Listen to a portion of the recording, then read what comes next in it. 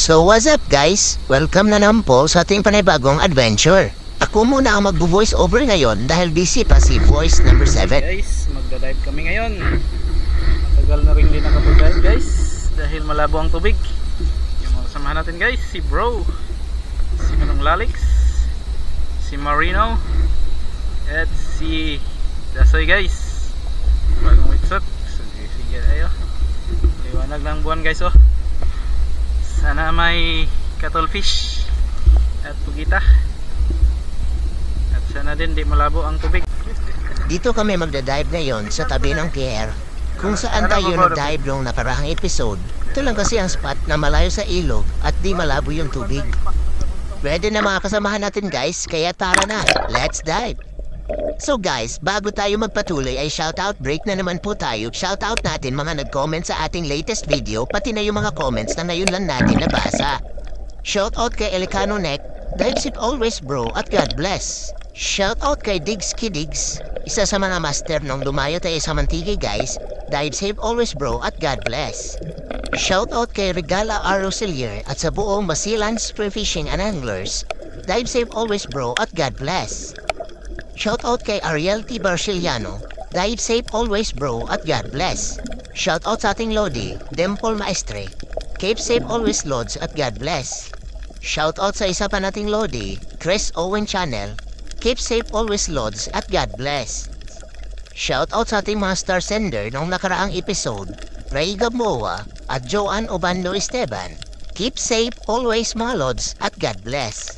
So guys, sa gustong magpa-shoutout ay mag-comment lang kayo sa ating latest video at matik shoutout natin kayo sa susunod na episode, kaya ano pang hinihintay nyo, comment na. Di pala maayos yung pagkalagay ng ating kamera at may nakita tayong timbungan sa ilalim, kaya tinusok na agad natin. Mag-iisang linggo na kasi tayong hindi nakapag-dive guys, at naubos na rin ang ating stock. Kaya kahit anong makita natin na pwedeng pakinabangan, ay tutusukin na rin natin.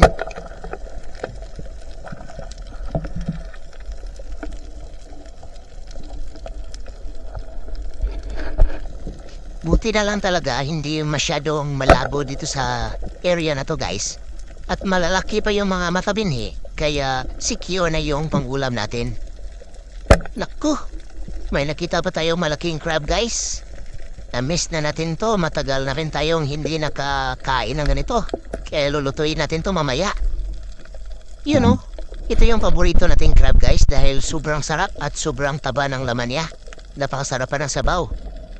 Guys, baka nagtataka kayo kung bakit ito yung gamit natin ng voiceover. Hindi kasi muna natin magagamit yung text-to-speech na app natin dahil sumasakit yung mata natin kapag natatype. Kaya balik muna tayo dito sa ating voiceover.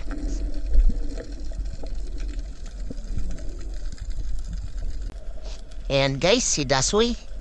Siya yung katabi natin dito sa malalim guys. At doon naman sa medyo mababaw, doon naman si Manong Lalot. Grabe, ang lalim talagang sumisid na Dasoy guys. Iba talaga kapag bago ang wetsuit.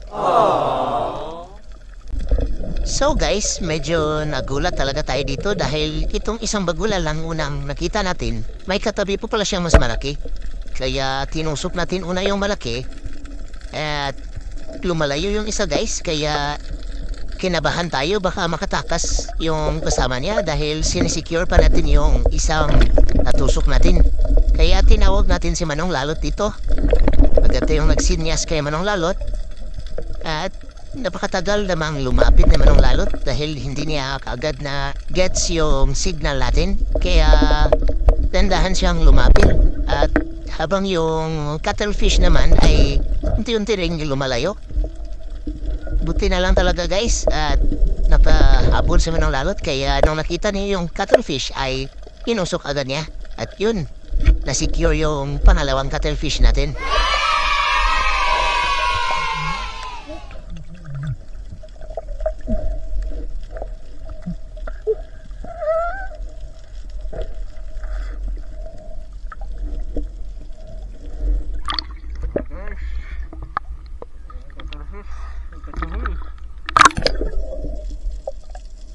Di pa masyadong malaki guys, pero nasa mga 1 kilo itong natusok siguro natin at yung kay Manong Lalot naman nasa mga 3/4. Kaya dito na kami tumuloy guys sa ilalim ng pier. Wala pa kasi barge dito o yung barko, kaya dito muna kami sa ilalim at naghanap ng mga samaral. Pero mga baga-baga lang guys yung nakita natin, kaya bumalik na rin tayo dahil malabo doon sa unahan. At ayan na nga guys, yung barko nakadaong na. Saktong-sakto naman at nakalayo na tayo. Malabo ang tubig dito guys, lalo na doon sa malapit sa mga ilog. Kagaya nun sa unahan sa pier, malapit sa bahay bakasyonan. Malaki kasi ang ilog doon, kaya malabo yung tubig. Buti lang dito guys, malayo tayo sa ilog. At ayan, nakatusok tayo ng ipos-ipos. Sinilip muna natin ng mabuti dahil maganda yung bato at malalim rin yung kanyang butas. At hindi natin binunot agad dahil mapupunit yung isda, lalo na kapag masatsyan tinamaan. Kaya sinigurado muna natin kung maganda bang tama niya bago natin hinugot. At ayan niya, napakaganda na ang kulay ng isdang to guys at good size na siya. Buti na lang, sinilip natin ang maayos. Napakahirap talagang hanapin ang isdang to guys. Gabi-gabi kasi guys ay malakas yung ulan dito at malakas din yung baha. Kaya yung mga nasa tapat ng ilog ay makakapal talaga yung putik at malabo talaga yung tubig ng dagat guys. Buti na lang dito ay malayo-layo pa yung ilog, kaya yung visibility ng tubig ay malinaw pa naman. At ayan guys, may maliit na cuttlefish. Mas maliit kumpara nung natusok natin kanina guys. Pero ayos na rin yan. Kikilawin natin yan mamaya dahil matagal na tayong hindi nakatikim ng kinilaw. Napakarami pala ang timbungan dito guys. Mga ganito yung size nila. Pero nakakapagod ding humabol na mga ganito guys. Di pa kasi gaano malaki, kaya tumusok lang tayo ng ilang piraso. Iuwi natin mamaya pang ulam. At lumipat na tayo dito sa mababaw dahil malapit na tayong umahon. At papasalubong tayo ng mga hito. Pero maliliit pa sila guys, kaya pass muna tayo dyan. Ito yung tutusukin natin. Isang igat. Hinanapan muna natin ang pwesto guys. Teka lang muna. Pwesto lang muna tayo. Hahanapin natin yung ulo.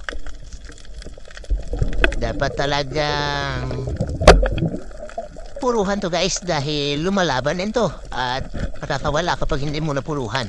Ayan nga. Sa pool sa ulo. Headshot. Hindi na siya makakapanlaban. At ayan na nga si bro guys, papaahon na siya. Kaya aahon na rin tayo dahil yung acid natin sa sikmura ay parang umakyat sa lalamunan at nabubulunan tayo. Kaya aahon na tayo guys. May pangulam na naman tayo. Kaya relax muna tayo. Hintayin na lang natin yung ibang kasamahan natin. Siguro.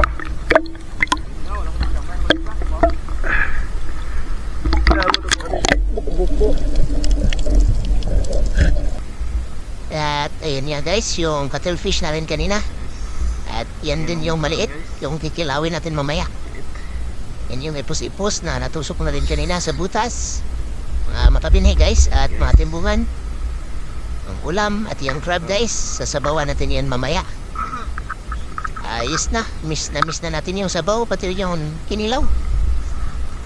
At kay bro naman guys, napakalaking Dragon Ball guys o porcupine fish. Laki na yan guys. May maliliit din at napakaking spider snail o saang. Okay guys, oh.